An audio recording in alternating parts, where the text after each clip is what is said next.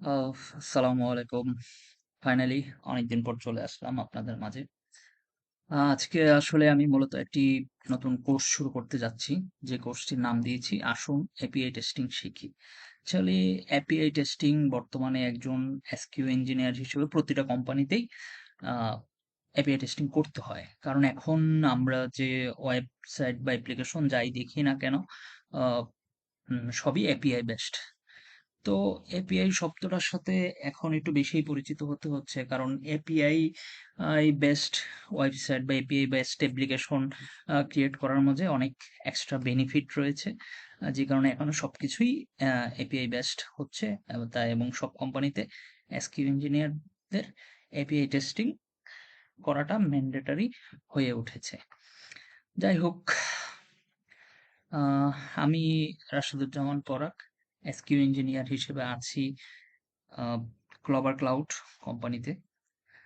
তো আজকে API testing এর মূলত এটা একটা কি বলে কোর্স শুরু ওর একটা মানে পার্ট আর কি, ইন্ট্রোডাকশন বলা যায়, কোর্স ইন্ট্রোডাকশন ভিডিও।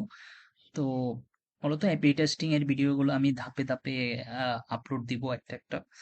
আম, এটা ফার্স্ট ভিডিও, এখানে আসলে এপিআই টেস্টিং নিয়ে কোনো রকম আলোচনা করছি না, জাস্ট বলছি যে এপিআই টেস্টিংটা আমি দেখাবো আপনাদেরকে। এপিআই টেস্টিংটা আমি আপনাদেরকে পোস্টম্যান এবং জেমিটার দুটা ইউজ করে দেখাবো, পাশাপাশি কিভাবে এপিআই টেস্টিং এর পারফরমেন্স টেস্ট করতে হয়, মানে লোড টেস্ট করতে হয়, সেটাও দেখাবো। এই ভিডিওগুলো আমি ধীরে ধীরে আপলোড করব এবং খুব স্লোলি আপনাদেরকে এপিআই টেস্টিং এর কনসেপ্টটা বোঝায় দেওয়ার চেষ্টা করব।